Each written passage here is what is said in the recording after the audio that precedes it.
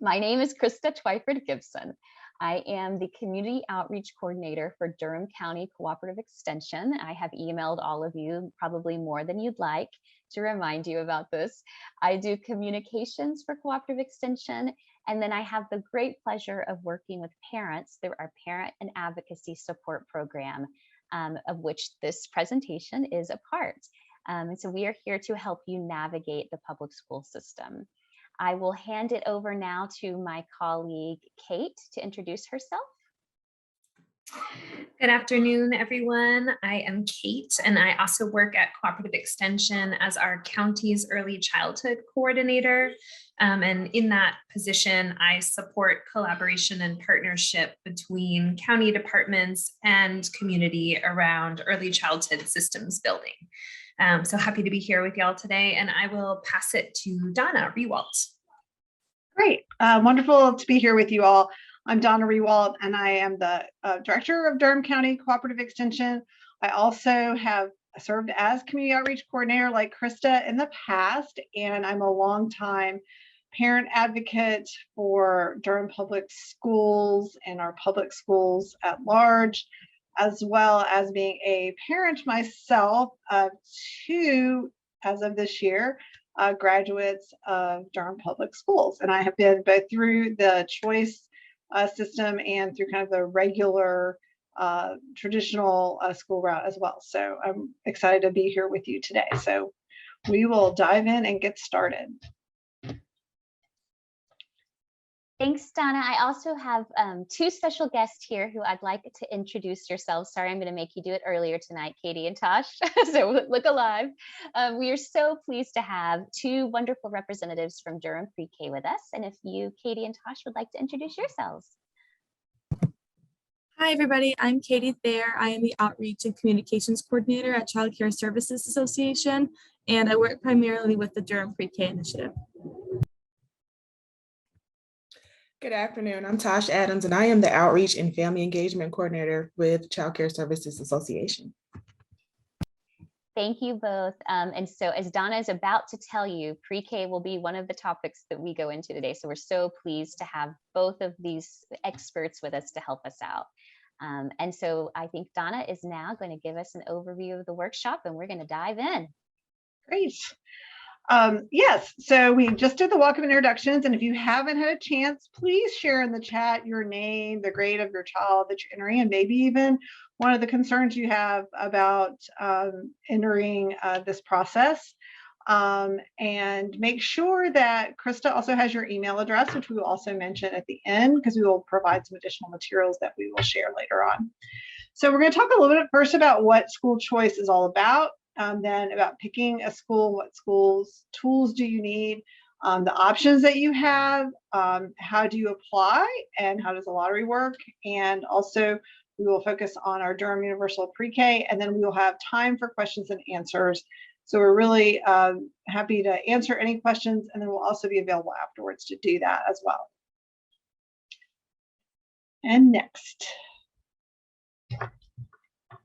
So when we talk about school choice, in a lot of places, we are talking about things like voucher systems that are really large and very controversial. In North Carolina, we are typically talking about the fact that we have additional choices in North Carolina. So we have a charter school system alongside our regular public school system.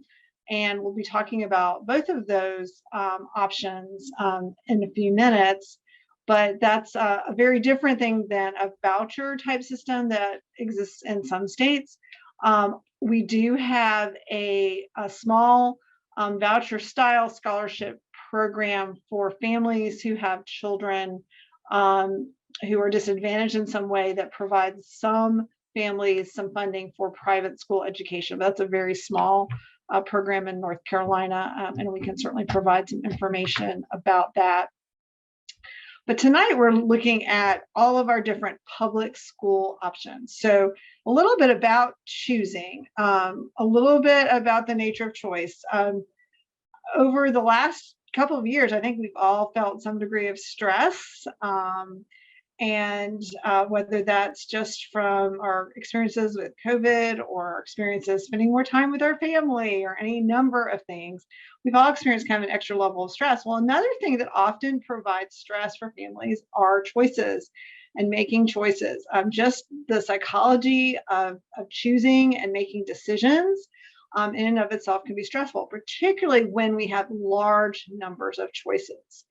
And one of the really, I think, cool things is that we do get to choose our schools. I went to the one school, unless my parents had chosen a private school option, the one elementary school in my town that was available to my family. So my parents didn't really have a choice about what school I went to. You may have 20 choices or 30 choices. And in some cases, it can be such a large number that it can be overwhelming. And what we do know about choice is that choice creates stress, and stress affects our ability to make good decisions. And so sometimes we make decisions that may not be always the wisest decisions because we are stressed, and that is challenging. Example I often give, if I gave you or your child a cookie and you loved that cookie and you're like, oh, I'm so excited, thank you for that cookie, I appreciate it. But then I brought in a tray of like 5 other cookies. You would want to know what's on that tray, and if those cookies were as good as the cookie you already had. So when we think about our school, and that starts to create stress. So a minute ago you were happy with your choice, and now that you have other choices, you're suddenly less happy. And schools are a little bit like that too. Like a lot of times, if we had that choice of that one school, we would figure out how to work with that school and be happy with that choice. But when we have so many choices, it can become overwhelming. Also, not choosing is a choice. So do you have to choose? No, you will find out in a minute. You do have an assigned school that is always a choice that you can make. And is there a right or best school for my child? I'm asked that a lot. You can Google that question. There are probably different opinions on that. I, having worked with families for many years and also looking at the research, many children can do well in many different types of schools. And I think one of the keys is your involvement and investment in that process in that school as well.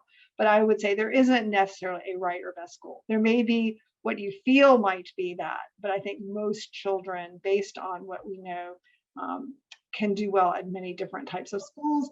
And our research also shows that most families are happy with their schools, both in Durham and elsewhere.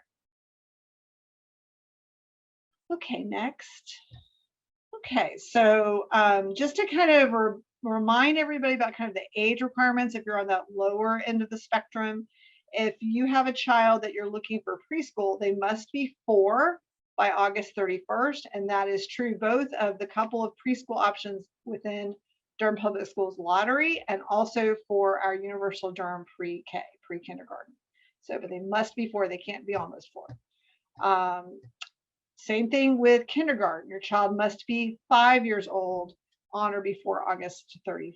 So to register for kindergarten, they must be 5 before August 31st.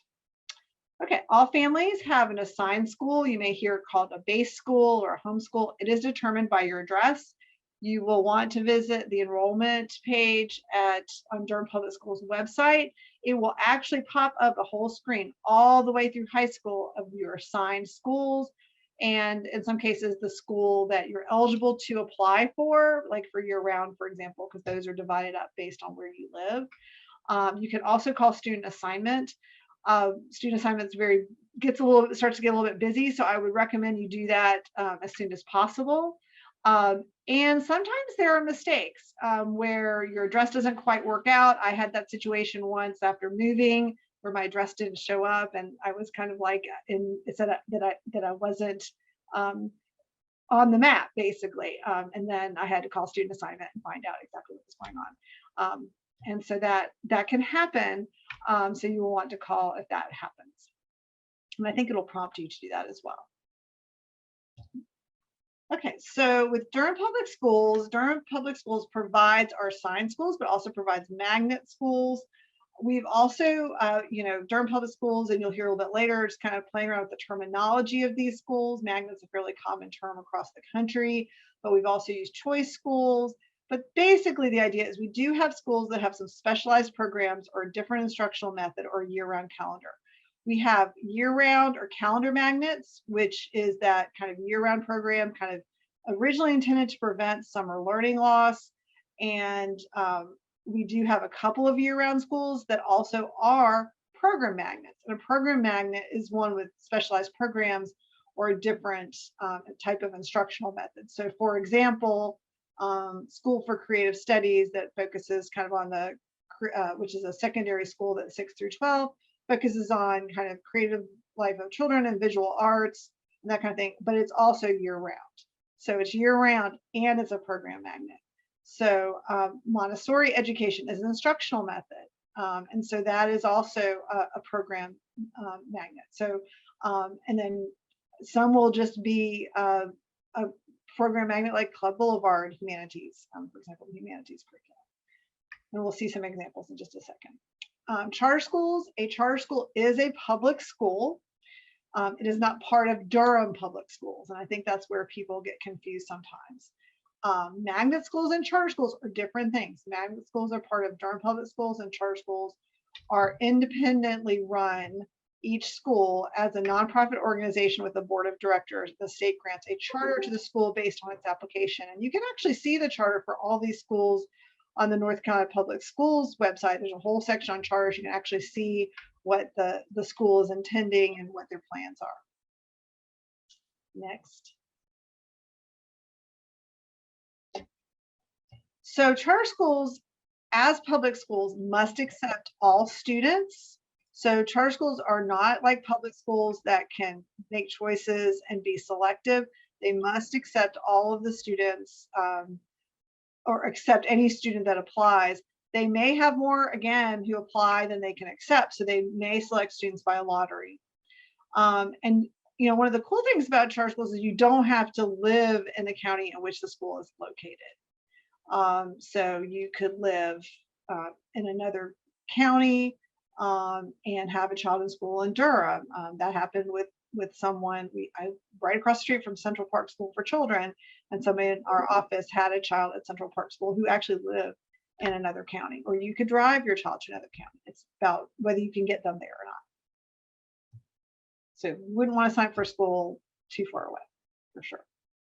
Charter schools do participate in the North Carolina Accountability Program and state testing, EOGs, EOCs. Those are end of grade tests, end of grade course tests.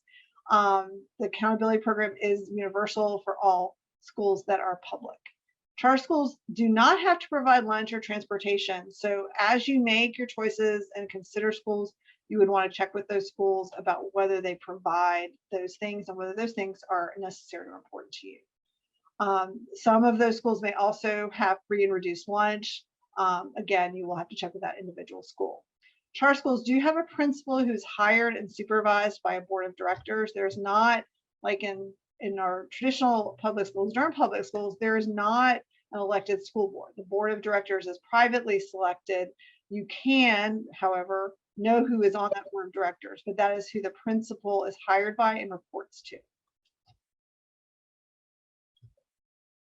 That's a little bit about charter schools. We're going to show you some examples of the charter schools. You'll notice there are different spans of charter schools. We have a great number of charter schools that are based in Durham County. So we're just going to share those with you, and you'll get all this information on the slides later. You'll see a lot of K through 8 schools, and then some focus on the middle years. There's a couple 6 through 8 and 5 through 8 as well. And then we have a few that go into the high school range, both as a K through 12. And you might have seen the school earlier that was like K through 10, and they're adding a grade each year, which is part of their charter that they're doing that. And then we have Research Triangle High School based Research Triangle Park, which is a science technology focused school, but it's just for high school. Charter schools do have a different schedule for tours and deadlines than regular public schools. You will want to make sure you're aware of that if you're applying to a particular charter school. We have compiled some of them here for you and some application deadlines.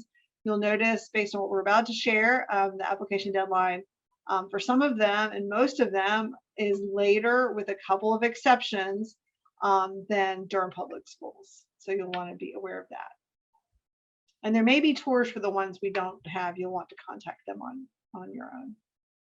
And some of them are virtual and some are in person. So one of the things we want to think about are some tools for picking a school for your child before we go a little further into some of our choices with Durham Public Schools. So we're going to look at these, considering your child and family, looking at the choices that are available to you. And next, gathering information about schools, visiting and observing schools, and talking to other parents. So we're going to go through each of these kind of one by one. So let's first talk about consider your child and your family. So that's the next slide. So I like everyone to kind of take a step back from kind of the craziness of hearing about schools and which school is best and all that, really to hone in on your child and your family. So considering the match of your child's strengths and interests and the academics and curriculum of the school that you are considering. When you're talking about very young children, particularly if you're entering kindergarten, that's a little bit murkier. The fact that your 4-year-old loves dinosaurs may not hold up when they are a 10th grader, right? So so those interests may vary and may wane, but your personality of your child and some of those aspects of your child that you can learn from your preschool teachers, for example, might be helpful and useful. You're talking about a 5th grader who's going into middle school or an 8th grader who's going into high school. I can assure you that your child has a lot more well-defined interests and personality in terms of how they interact with school. And it's really important to consider them and definitely to consult them, particularly in that high school range. I've sat with many parents where we have definitely a disagreement between what's going on with the parent and with the child and their opinion about where they're going in high school. So you want to think about that and talk about that together. Practical concerns, the fitness with your family, the lunch availability, all of those things can make a difference. Also, your family philosophy, your approach to education or consideration of other kids in your family. So is having a diversity in your school particularly important? Is the schedule particularly important? Do you have particular values that you're looking for in the school setting? Is a neighborhood school important to you? Many of those things do really matter when it comes to your satisfaction and investment in the school. Particularly if you think about elementary school, you are about to enter a relationship that lasts 6 years. And if you have more than one child in that school, that is a long-term relationship. It's longer than many other relationships sometimes that we have and jobs that we have in our lives. So it's really an investment for your family as well. So the next thing I want us to think about are just learning about your choices. So we've talked a little bit about some of them today. We can also throw in private schools and homeschooling if those are options that you are considering, but your charter magnet, year-round traditional public schools, all of those different types of schools, and the pros and cons for you. And then as well, you want to think about the choices that are available to you in terms of developing a list and knowing your assigned school and consulting that Office of Student Assignment if you need to, but just really maybe writing it down. I actually think putting it on paper is really helpful. Then you want to gather your information about the schools. You certainly can check the dates and deadlines. We're sharing those with you today, some of those with you today. And I say this every time I do this, and it's kind of funny. I've listened to when people from Durham Public Schools say this as well. It's like the deadlines are super important.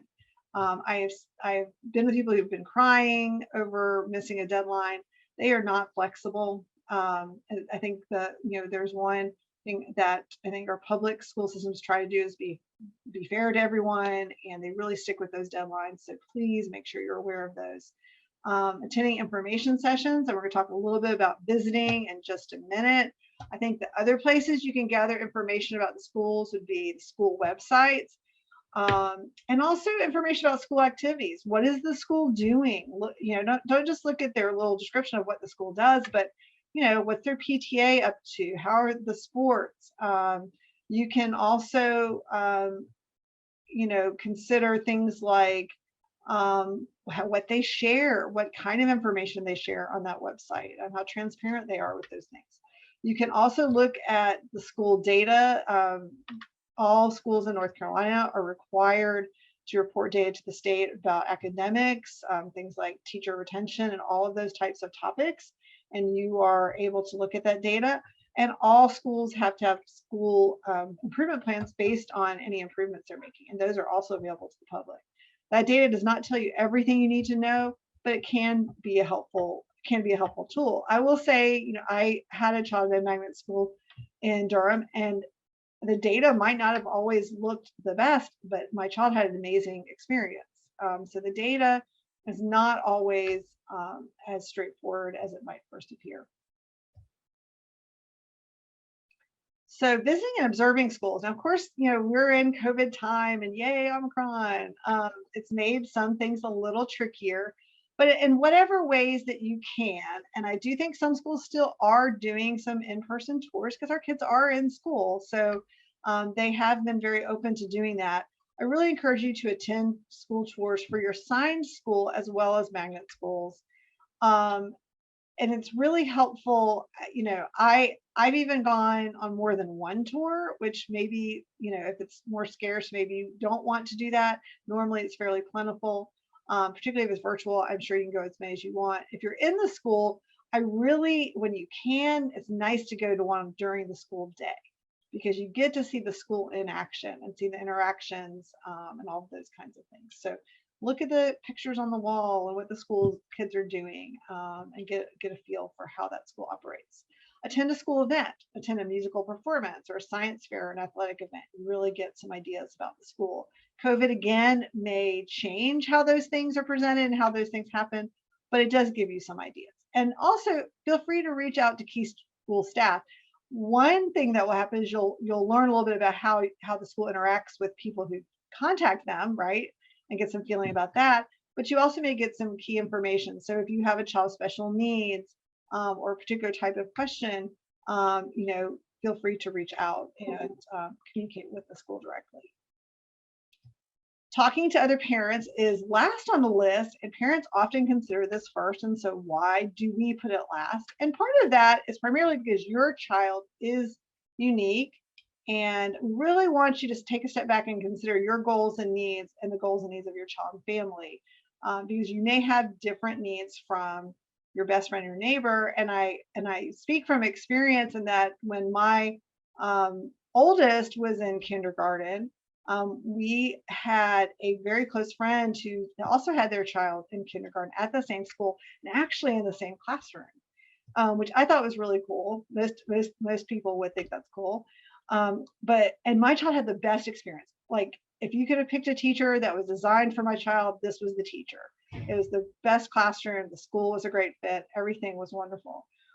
My friend's child had the exact opposite experience. This teacher and this child were not a good fit. The child really struggled and they ultimately left the school. And if you talked with either of us, we would have had very different perspectives on that school and that classroom and that teacher. And both are valid, absolutely, but our children were very different. And ultimately, they've both been happy and well and successful, and that's a wonderful thing. But it just gave me a really stark example early on. I'd started doing this work even before I had kids in school, that we do have to listen to each other and learn, but it's really important to really get to know the school more directly for your own experience and also think about your family. So just a little note from us. So we can all get caught up in who likes which school and everybody's opinions, but that can be really tough to manage. So our elementary magnets, I'm not going to tell you about all of them. If you have some specific questions, we'll try to help you. I will point out a few things. You will notice that we have the International Baccalaureate program. That is an internationally recognized program. It does continue through the middle and high school ages from Burton on up. We do have our two elementary schools that have pre-K programs. So these are the only two elementary schools that have pre-K programs that you can apply during the lottery. And these are our Montessori schools, George Watts and Moorhead. They are pre-K through 5th grade. So if you want to enter at pre-K, you would enter with a sliding fee scale for pre-K. So there may be no cost or there may be some cost. That is all on publicized on the website. And it is still a modest cost if you compare it, for example, to childcare, for example. But that you apply for during the lottery. And if you in particular are interested in those schools, the best opportunity to enter those schools is with the pre-K year. And we'll show you an example of that later. R.N. Harris, Integrated Arts and Core Knowledge, Sandy Ridge. We have a lot of schools that do some arts focus, W.G. Pearson STEAM and GT Elementary, so gifted in STEAMs like science, technology, engineering, arts, and math. I think it throws some arts in there too, yes. And Holt Year-Round Language Academy Elementary, so this is the year-round program that also is a program magnet, and it's a language academy with Spanish and Mandarin Chinese, and you would choose between those. So you wouldn't be doing both. Easley and Pearsontown are year-round schools, and which one you can apply to does depend on where you live, and that is something that should come up on your student assignment page when you enter your address. But you would pick whichever one, and that's that year-round magnet. And then our middle school magnets, we have the Montessori school that does have a link with the elementary Montessoris, but everyone from those schools does not continue on to Lakewood. So there are always spaces for additional students who wish to participate in the Montessori program. We have Lowe's Grove and Neal that are both STEM focused. Rogers Her is our only year-round middle school, that we do have a year-round secondary school that we'll mention in a moment. And we do have that IB, that International Baccalaureate program, continuing at Shepherd. Then with our secondary schools, and when we say secondary school, we mean grades 6 through 12. So that covers both middle and high school. That is both the School for Creative Studies and Durham School of the Arts. We do find that students sometimes just attend for middle school and then may return to homeschool or base school to be with friends and to participate in maybe bigger sports at a larger school. So we see a lot of movement in that 9th grade year usually, if students start there in 6th grade, and we also see some entry to these schools in 9th grade. Though if you are interested in the duration staying there 6 through 12, you want to really apply that 6th grade level. So the next one. Our high school magnets, quite a variety of high school options. I find high school one of those fascinating areas to look at. We have our early college high school for grades 9 through 12. It's actually located on North Carolina Central's campus. This school does have its own principal and its own staff, but it does enable students to get a couple of years of transferable 2 years of college credit for free during high school. Middle high school offers kind of that same opportunity. It takes students both from Durham County and from Orange County. It's for grades 11 and 12, and it's located on Durham Tech's campus. And that also gains a couple of years of college. They pretty much take college courses while they are at middle college high school. City of Medicine Academy is our health science focused academy. There's also some different certifications and things you can get, and many kids go on to do health careers in college, but some don't and just enjoy that during high school. And then our IB program does continue at Hillside. Also at our high schools, we have our Southern School of Energy and Sustainability, which has a variety of choices within that option. And then Hillside New Tech High School, which is located within Hillside High School, has been a school that's been very successful, about 100 students within a school. So the ones at Hillside are kind of school within a school. And then our other thing that a lot of folks aren't as aware of are our high school pathways, and they're focused under career and technical education. But this is very different than when some folks grew up and what they think of as career and technical education. There's quite a variety available at every comprehensive high school, such as the engineering or STEM program or the RTC program at Riverside. And transportation for those pathway programs is a little bit different. So if you choose a pathway program outside of your assigned high school, so I'll pick on Riverside again. So if you were in the Jordan High School District and you wanted to go to the Riverside engineering program, you would either have to get yourself there, or you could go to Jordan, your assigned school, and they would provide transportation to you to Riverside. There's no neighborhood transportation. So you couldn't live in Jordan and get a bus to Riverside. You would have to either go to Jordan to take the bus, or you would have to get your own transportation. But there's city bus service for many of these schools as well. So that's another option. Students do need to apply to pathways in the lottery. Students at the assigned school have first priority. So if you were that student at Riverside for the STEM engineering program, you would apply, and you're in that Riverside district, you would have priority over that student who's applying from Jordan. Okay, so here's some examples of some of the other pathways we have. We do have some really great programs of agricultural education that are very robust and very modern that I find really exciting, working in cooperative extension, which has a little connection there. The business, finance, and marketing aspects are at several schools, computer science and information technology. And when you take a pathway, you're taking a cluster of classes within that. That's not the only thing you're doing, but it's a cluster of classes. And in order to stay in that pathway, you have to take those classes. So if you did transfer to another school to follow a pathway, so you went from Jordan to Riverside, you'd have to stay in that engineering pathway. If you stop taking those engineering classes, you would have to come back to Jordan, for example. So if you choose a pathway, you go to, you know, Hillside, and you decide, oh, well, I don't want to do computer science, information technology, then you would have to go back to your base school. Okay. And then we've got a couple more: family consumer science education, health science education. And you can see what these classes are like. There's more information on the website. Trade, technology, engineering, and industrial education. And you can definitely talk to folks about that as well. We do have the Holton Career Resource Center, which does provide a few of these things, and that you access from your base school.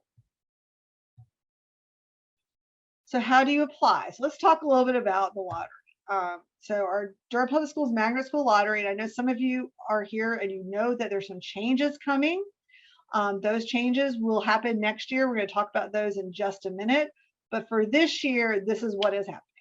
So starting Monday, January 10th, the application period begins and it ends on Friday, February 4th at 5 p.m. And we say 5 p.m. I'll say it like probably 10 more times, because there's always somebody who thinks, oh, 11:59 on Friday. No, it's 5 p.m. It is business hours. It's like you were taking your little paper application down there. It's 5 p.m.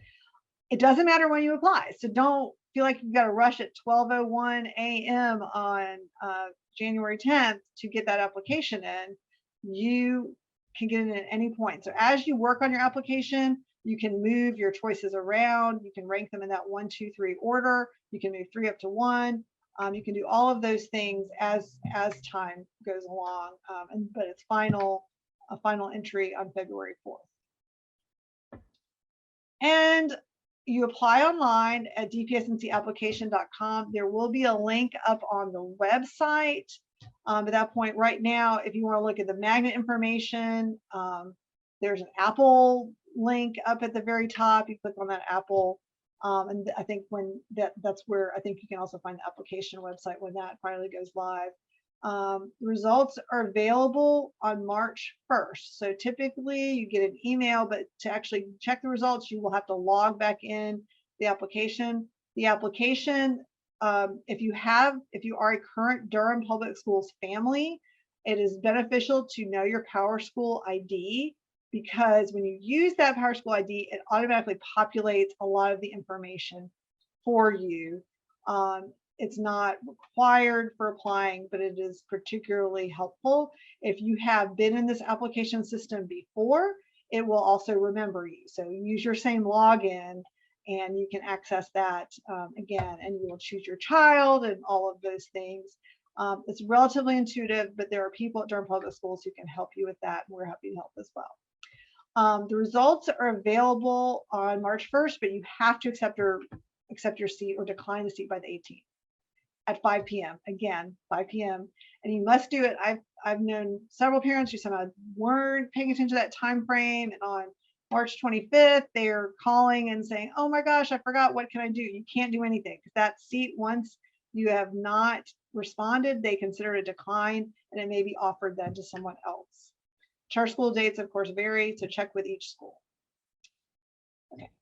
And then your tips, I think, that are most important, basically certainly knowing your options, but knowing about your factors that affect your application to a specific school, maybe a priority or attendance zone, particularly if you live close to the school, sibling preference and links. So sibling preferences work if you have a child at the school, this is particularly at elementary level, and then you have another child. Some schools offer that sibling preference that is also on the websites as well. There's also an applying preference. If you have two kids you want to link together, you can do that. So for example, if you've got a kid you're applying for 6th grade and one for 9th grade at creative studies, and you want to link them together because you only want them in if they can both go, then you do that. If you don't mind if the 6th grader or 9th grader end up at different schools, then you don't link them together. So it's kind of a choice you're making. It's kind of a little bit of an all or nothing. And that's just a choice. That's a family choice, right? Do I want kids at different schools, or do I need them at the same school? There is only one DPS lottery. So you have to pick. So you are picking between different things. So you can't both pick the Riverside STEM engineering program first and be in Riverside, then also want to pick something else first. You have to pick each school and each program the same. So year-round, program magnet, CT pathways, it's all in there together. First choices are considered first. I think that is probably the number one thing. You really need to know what your first choice is, and they consider those first. Next. Donna, if you could repeat what you just said. There's a question in the chat about kind of how all of the programs are ranked at the same time, not ranked separately. If you could repeat that, that would be great. So I think that's an interesting thing about the lottery. So basically what they do is they go through all of the applications and they seat all the first choices from the get-go. So if you are choosing a very popular school, so if there's 100 seats and 500 people are applying and 300 of them made it their first choice, if you put that your second choice, you're not going to get even an opportunity. So you really need to know what your first choice is. The majority of schools, and certainly ones that I would consider options that have larger numbers of applications, maybe our Montessori schools, maybe DSA, a few others, those are going to fill completely on first choices.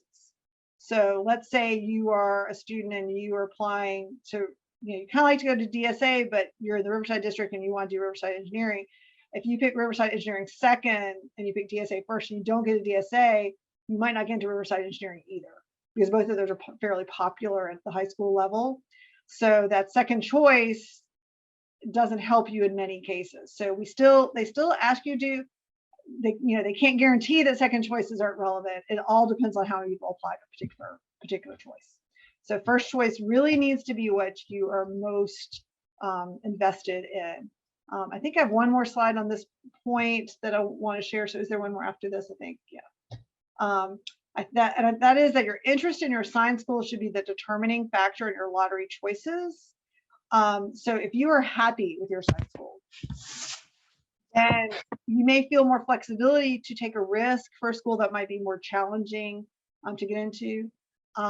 So I think that if your assigned school is a school you're really not as comfortable with, then you and I do want to make sure that you do good due diligence with your assigned school and don't just listen to everyone else and really investigate. But if after all of that you still are not sure that's the right fit, you might want to be a little bit more thoughtful about what that first choice is. So I think that's helpful. Remembering a magnet school does not mean it's a better option. It's just a different choice. Knowing and following all deadlines and just being patient because they do kind of offer these seats in the first round, and there usually are seats that come back around the second round.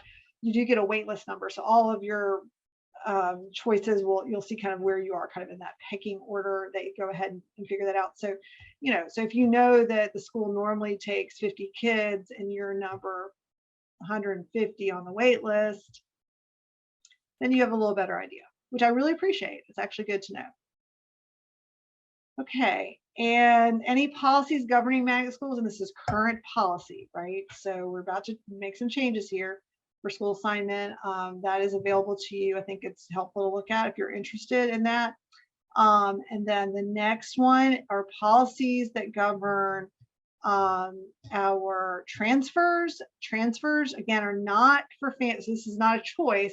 Transfers are not for families who just want a different school or don't like their school.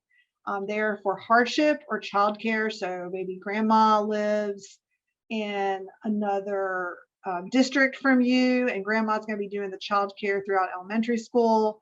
You can sometimes make those kinds of requests, or two parents live in two different districts, and there's some arrangement that needs to be more flexible. There's some things like that that I've definitely seen. You cannot transfer to a magnet school. I've seen like a couple of like weird exceptions to that, but they are so rare. The rule is that you cannot transfer to a magnet school. But you would transfer one assigned school to another assigned school if that was of interest. And we can talk to you if you need some help with transfers. We can. If you have one of those situations that's a little challenging, please reach out. Next, and I think I did see one question that I did want to address really quick. The charter school lotteries are all separate. So this is only Durham Public Schools, those schools that we shared, all those charter schools. So let's say you had 5 charter schools you also wanted to apply to. Every single one of them has a separate process and a separate lottery. So that's, and we do not have the time to share all of that with you, or we would do nothing else. So just really talk to those schools and make sure you know what they're doing. And I'm going to turn it over to Krista to talk about those policy changes that I know several of you are probably interested in. Yeah, this is the hot topic of the year. So if you are interested in learning about what's going on with the changes to what we are today calling magnet and CTE schools, but which Durham Public Schools is changing to application schools for the future, I can't make you feel very happy because we don't have a lot of answers, but we have a few. So basically what's happened with this policy change is that Durham Public Schools has policies and they have regulations. Currently, the policies have a lot of detail in them about things like sibling connections and walk zones and all that kind of fun stuff that make it pretty complicated, to be honest. Durham Public Schools have done a lot of listening sessions with families, parents, community members over the past year, probably year and a half.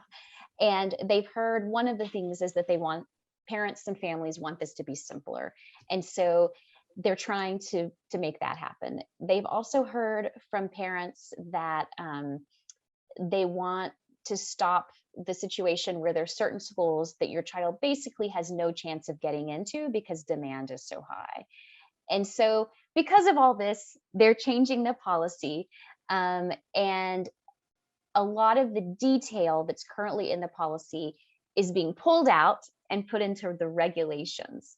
The policy is new, but the regulations have not been updated yet. So we actually don't know what's going to happen on the granular level. What we do know is that there's going to be a regional model for our schools. And so what that means is that Durham Public Schools is going to divide the district up into different regions. And theoretically, every region is going to have the same options for their elementary, middle, and high schools. So if you have, for example, I think this is on the next slide. If you have a pre-kindergarten program in Region A, then you should have an equivalent pre-kindergarten program in Region B.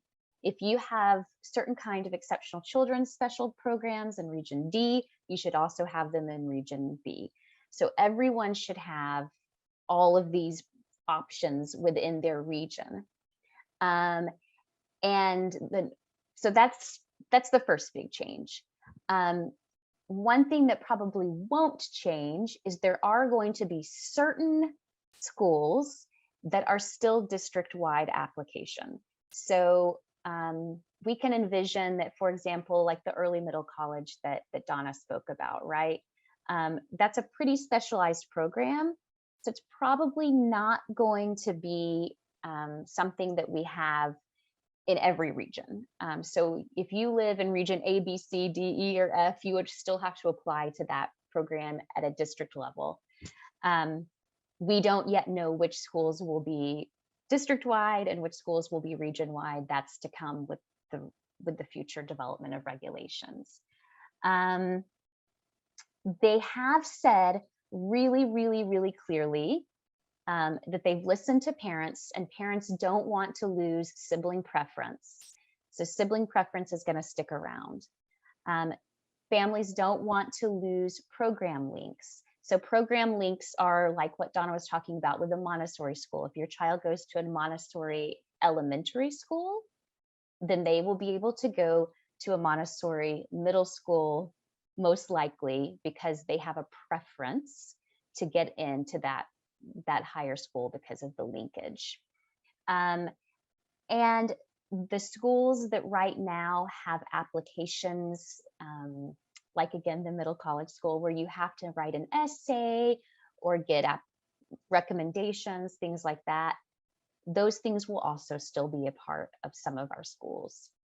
So those things will not be changing. However, one big change that I really, really want you to know about is that right now, if you accept a lottery assignment, that lottery assignment, you can go there, or you could say, you know what, I don't like it, I want to go to my base school. That is not going to be the way of the future. In the future, you will accept that lottery slot, and your child must stay in that school, in that school of application, and they cannot return to their base school. That is a binding selection.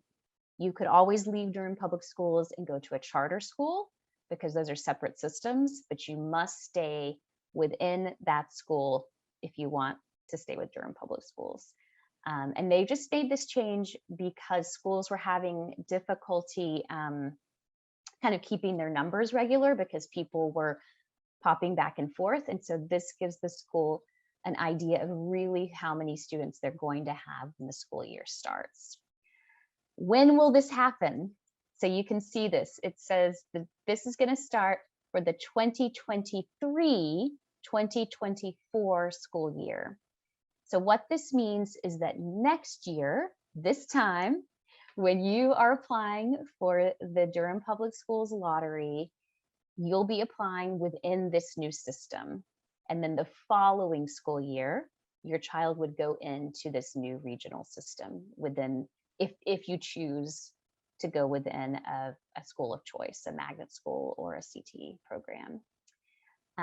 So that's all I got for you. I hope that that makes you feel a little better, that we don't know the details any more than you know the details. So that's all we have. I will kick it back to Donna at this point.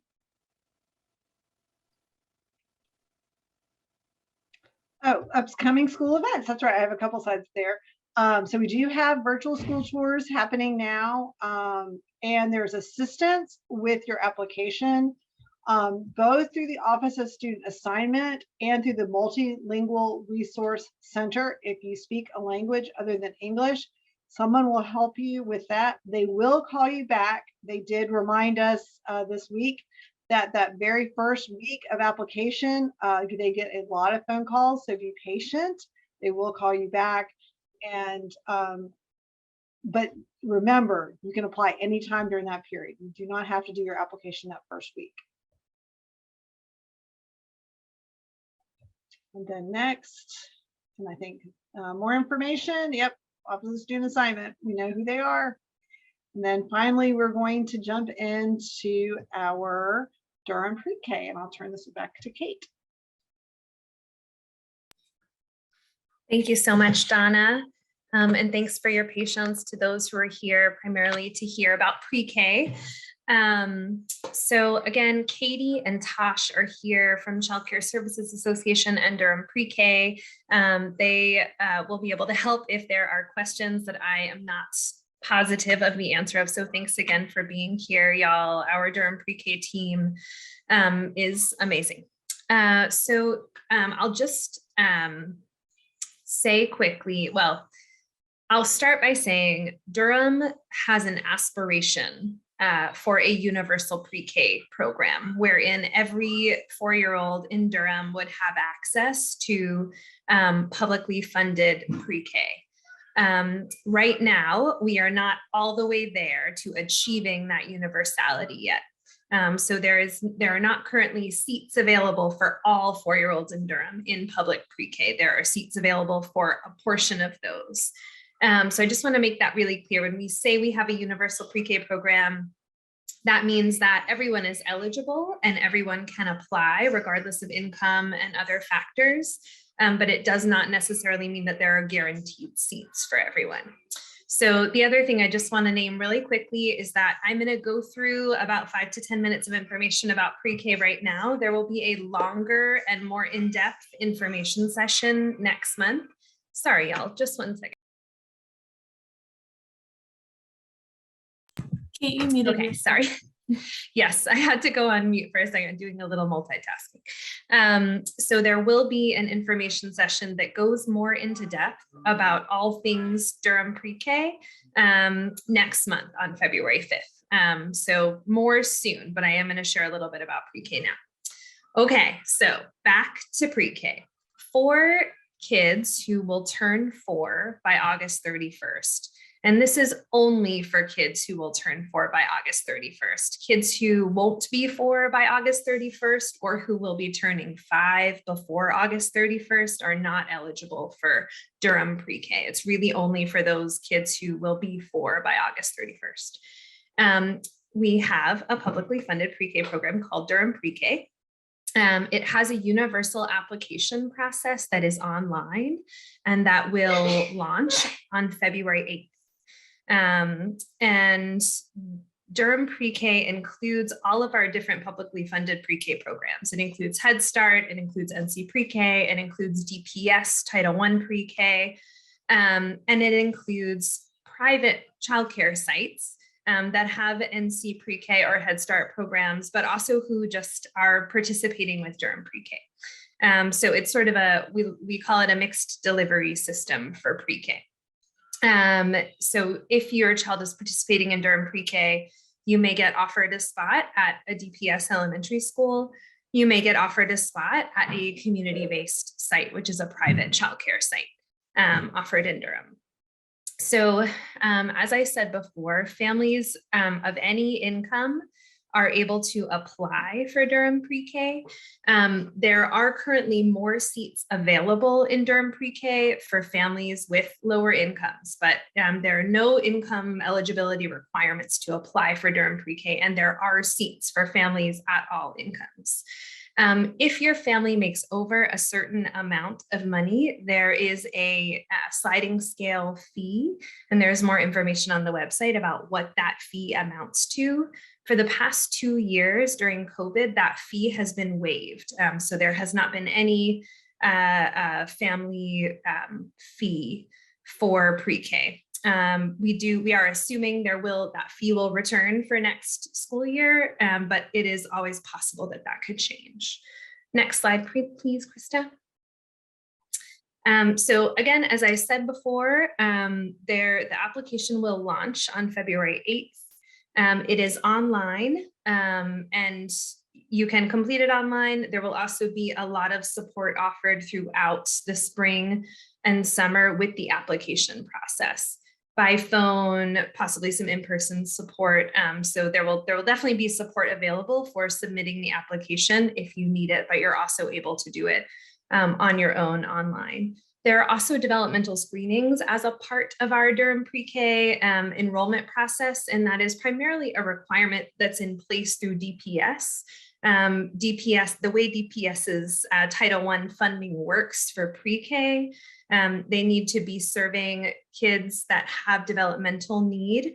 Not all kids who get offered a spot at a DPS elementary school will have that developmental need, but the developmental screening results help us best place the kids in environments that are best suited for them based on developmental need and that allow us to maximize the funding that's available for pre-K. Next slide, please. Okay, so if you want to make sure you don't miss any information about the Durham Pre-K application process this year, you can submit an interest form on the DPK website, and you'll get notifications about when the information session is, when the application launches, and other reminders about Durham Pre-K. And I believe there was one question that I said I would address, and I think I addressed part of it, but not all of it. About kind of what are the youngest and oldest ages for pre-K and for kindergarten in Durham. So I answered that question for pre-K. It's really only those children who will be 4 by August 31st, not kids who will turn 4 after August 31st, and not kids who will turn 5 by August 31st of this year. For kindergarten, I think it is the same, but I actually don't know that for sure. And I just wanted to check to see if Donna or Krista wanted to take that question. Would you repeat the question? Yes, the question is kindergarten enrollment only for children who will turn 5 by August 31st, not children who will turn 6 by August 31st? Like, could you have your 6-year-old participate in kindergarten? Or is it only really just 5-year-olds?